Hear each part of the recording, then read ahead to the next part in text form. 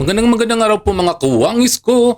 Kung saan man sulok ka man ng mundo, ito ang inyong lingkod, Anton Olson, sa mga kapwa ko OFW dyan sa Middle East. Yumkin side, sa mga hindi pa dyan nakasubscribe sa akin, please lang isubscribe nyo naman ako. At ilike din ang aking mga videos kung saan man dako ka man ng mundo. Alam mo ngayon kung napanood nyo yung ah Committee's Justice dyan sa sa Kongreso. Obvious na obvious po ang pinapayagan lang nila dyan yung mga majority, yung mga kakampi nila talaga. Na nakakatawa naman ngayon nakakatawa naman yung pakinggan si Abante kasi nga gigil na naman siya na ayaw na talagang ma-impeach si Bongbong Marcos. Pati yung attorney na nag-file ng impeachment complaint laban kay Bongbong Marcos, ngayon parang binababoy niya. Binababoy ni Abante. Talagang pati halos lahat yata to yung mga kakampi na ni Louis Tro tungkol po sa impeachment na tungkol doon po sa kidnapping kay Tatay Digong. Tapos yung pag-cocaine at pag-addict ni Marcos Jr., halos lahat ng mga taga-kongreso hindi naniniwala.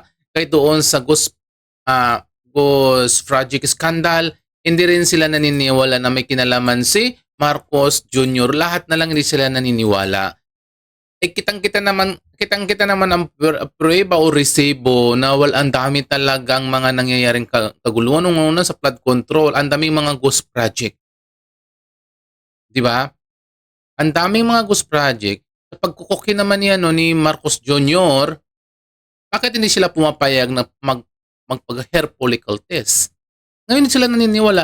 Halos lahat, parang gusto na nilang ibasura yung impeachment complaint laban kay Marcos Jr. Ito panoorin natin po ito yung yung sinasabi ni Atras Abante.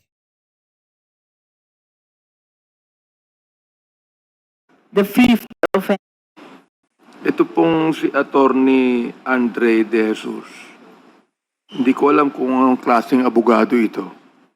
Pero nakakahiya naman doon sa members ng ICI na magaling mag-imbestiga at para bang sila din po ay nagkasala din at nagkamali rin sa taong bayan. I just would like to say na walang kwenta po itong sinasabing itong tinatawag natin na respondent created the ICI to shield corrupt allies. Siguro po, kung siya ang presidente, gagawin niya yun. But the thing is this, palagay ko talagang wala na pong sufficient grounds tong impeachment na ito. Dapat talaga ibasura na ho natin ito sa lalong madaling panahon. Maraming salamat po, Madam Chair. Madam Chair. Honorable Abante, let us be cordial to our complainants. Madam Chair. Nonetheless, we recognize the Honorable Erice. Madam Chair, nakakaasar na rin po kasi. O diba? Narinig nyo na parang ayaw na ayaw nila talagang ma-impeach si Marcos Jr. Ito, tignan mo pang iba tong mga nakasalit po sa Justice Committee dyan sa Kongreso. Lahat alos dyan ayaw pumanig. Alos lahat dyan ayaw pumanig na magkaroon ng impeachment complaint kay Bongbong Marcos. Lahat sinasabi nila insufficient substamp. Lagi. Dyan halos lahat dyan. Yung sa Idilima, sa Jokno, halos lahat sila andyan din. Pati yung anak ni Grace po. Halos lahat hindi sa naniniwala na nakikita naman talaga yung kahirapan sa Pilipinas tungkol po sa lalong-lalo pa sa Ghost Project scandal. Hindi sila naniniwala na sangkot si Bongbong Marcos. Hindi rin sila naniniwala na si Bongbong Marcos ay nagko-cocaine. Ito, tignan mo yung mga kakampi talaga na obvious na kakampi talaga sa gobyerno. Yung parang ito, parang ang tawag dyan, parang gusto lang paimbestigahan, parang gusto lang nila mag-file ng impeachment. Pero sa totoo lang, alam na nila yung mangyayari sa sa dulo na wala talagang bilang na makukuha para hindi maituloy ang impeachment complaint laban kay Bongbong Marcos. Tignan nyo yung mga nila, yung mga punto de vista ng mga kongresista na talagang ayaw pumabor kay Bongbong Marcos na ma-impeach. Ito, yung isa pang hinayupak na to. Impeachable offense. We all know that there's no kidnapping. Second, the arrest was by virtue of an arrest warrant issued by the International Criminal Court because of an offense which had been allegedly committed when the Philippines was still a member of the ICC.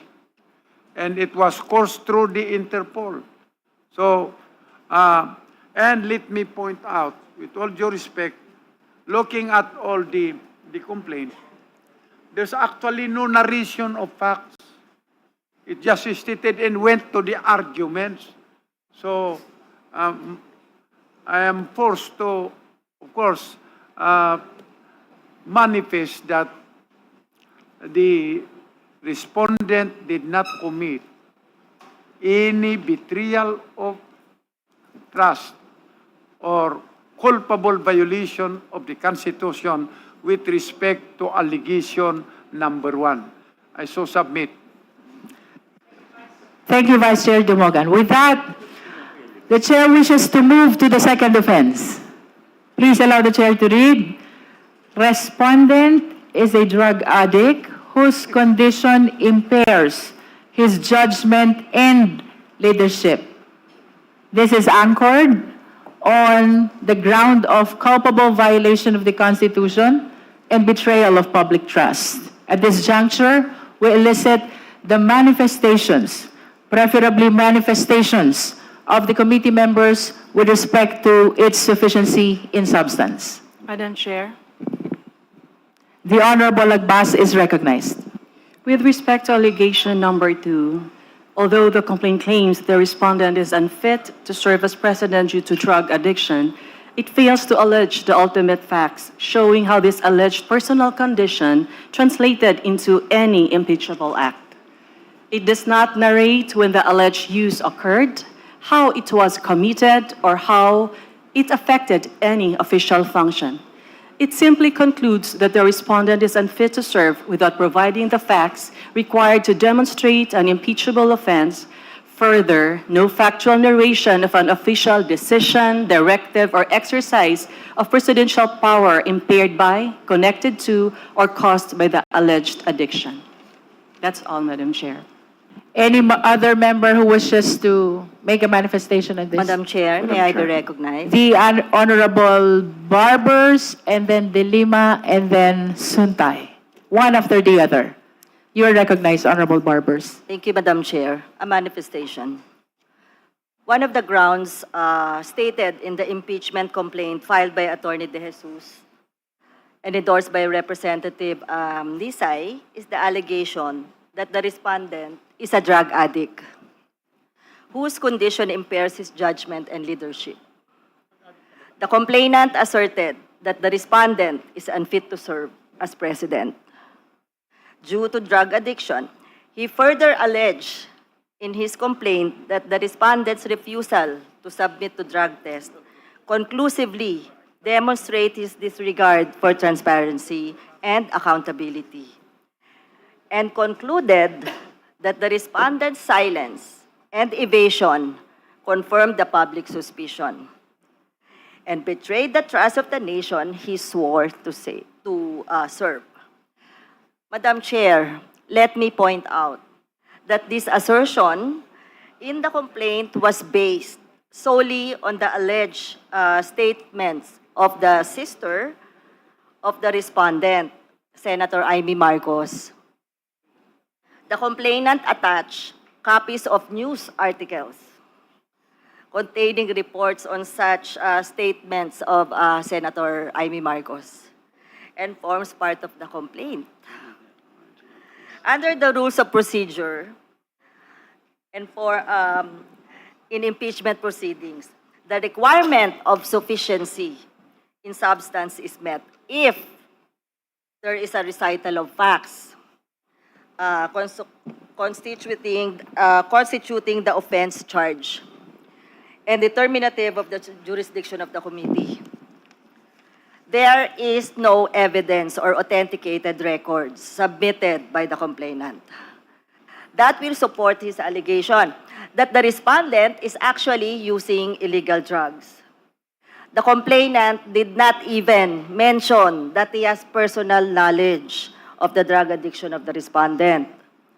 Such allegation of illegal drug use by respondent, which was reportedly stated by another person and not the one who filed the complaint, is mere hearsay and lack probative value.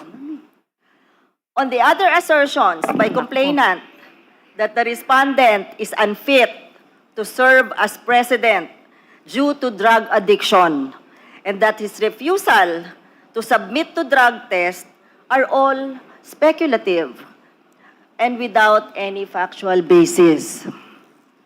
I humbly submit, Madam Chair, that the ground for impeachment of the respondent on his alleged drug addiction that impairs his judgment and leadership is insufficient in substance. Thank you, Madam Chair. Tignan nyo, yung mga kongresista, mga kawangis ko, hindi naniniwala na sinabi ni Amy Marcos na si Amy Marcos ay kadugo, kapatid ni Bongbong Marcos. Hindi naniniwala yung mga kongresista na si Bongbong Marcos ay gumagamit ng cocaine. Dapat paniwalaan natin yung mga kongresista nang nagsasalita.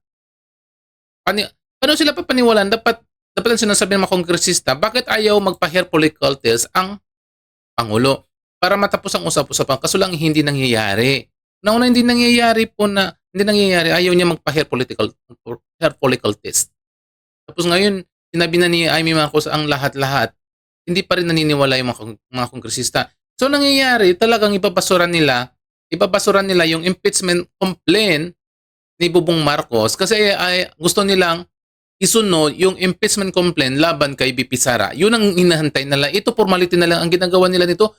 Formality na lang ang ginagawa nila para kuno, para may masabi na nagkakaroon sila ng investigasyon. Pero ang pinaka-highlight dyan, ang pinaka-exciting part dyan, yung impeachment complaint na labang kay BP Sara. Yan ang inantay ng mga kongresista.